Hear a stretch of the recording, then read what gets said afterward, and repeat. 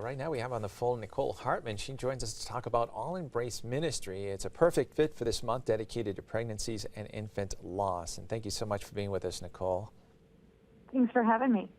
Maybe if you could start off by telling us how this all began, a little bit about the ministry and establishing the ministry. The ministry started a little over 5 years ago when my husband and I lost our third child. We lost all three of them from miscarriage, and we just didn't have the support or the help that we needed to get through it. Our family and friends did the best they could, but we're really lost for words and direction, and we were just in a state of not knowing what to do and function, but the society wanted us to pick up our bootstraps and move forward. And we weren't there, and we didn't know exactly what to do or how to even deal with those feelings. Nicole, and at one point, oh, sorry. No, go ahead. Go ahead. I interrupted you, and I shouldn't have. Oh, no, that's okay. Just at one point, we turned to the church, and the church was even at a loss of what to do for us. That's exactly what I was going to say, because I was once at that moment in my life when one of my parishes where I was pastor, just to tell you the story and maybe help you fill us in exactly what support you provide. Wonderful couple, and they lost twins.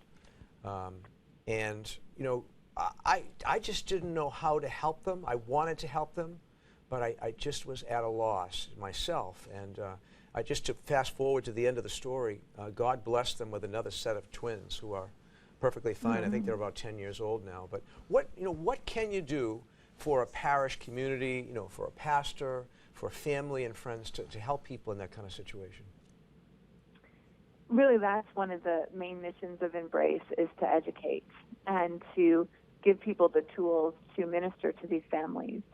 And a lot of it is just a lack of understanding and knowledge, and really the in-depth part of what these families are going through. And it's a different kind of loss than the loss, say, of a spouse or another relative, or even an older child, in that they're not only losing their baby, which they hoped and dreamed and prayed for, but they're also losing all of the dreams and all of the future.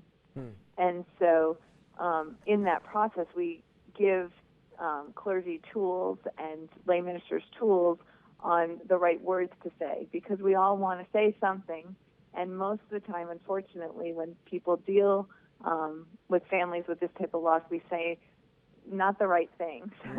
And actually, sometimes it can be very hurtful. One of the things that was said to my husband and myself is, "Oh, honey, you're young, you'll have more children." Not realizing that we had been suffering through infertility, and it didn't really matter. I was lost. I didn't want more children, and really, how do we comfort those families? And we deal a lot with helping, especially our clergy, in ways to help them and to be with them and to get them to talk about these babies. A lot of times we want families to just move forward, and we, thinking that it'll be hurtful and more harmful if we have them talk about the babies and their dreams for those babies. But actually, in return, that's actually a helpful thing to do and a very positive thing, because these parents really do want to talk about them.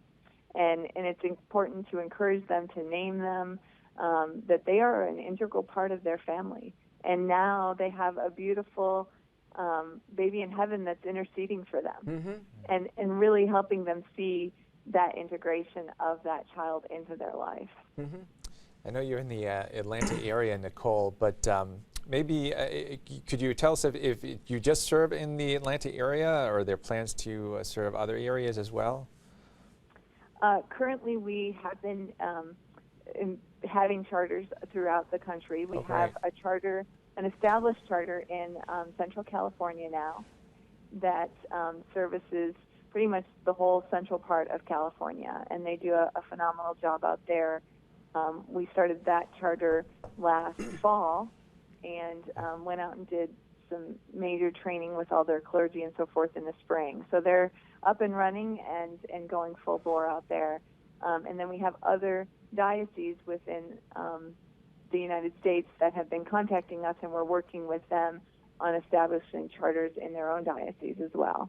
That's great. Nicole, we were talking about Sunday. It's World Mission Sunday. It's going to be the canonization of the parents of St. Therese, but it's also the day of the 5th annual Remembrance Walk. Can you tell us about the walk? Yeah, this is actually how we kind of jump-started Embrace, was to just gather families together who have experienced a loss, just to remember their babies and their loved ones in a very healthy, positive way. It's a wonderful event. Families come with their other children. There's a lot of strollers. There's a lot of grandparents and aunts and uncles. Some families have pictures of their babies that they bring. Other times, it's just a group of people. It might even just be a mom. One of the things that we've found with Embrace is that we started this ministry to help families who have lost a baby, within the last couple of weeks or months or that type of thing. And what we found is really this ministry is to help all families. We have people that attend our walk every year that we're talking 20, 30. We even had a couple that attended the walk that had lost a baby 60 years out. Wow. And never had a great opportunity or the opportunity, one, to talk about that baby girl and to also, have the church acknowledge that baby girl. And so that's what's become of the walk, is it's not just families who have lost children now, but have lost children years prior. That's great, Nicole. Where can viewers learn more about All Embrace and maybe establish a chapter in their diocese as well? All of our information is on our website, which is allembrace.com. Excellent. And all the information is there along with my contact information.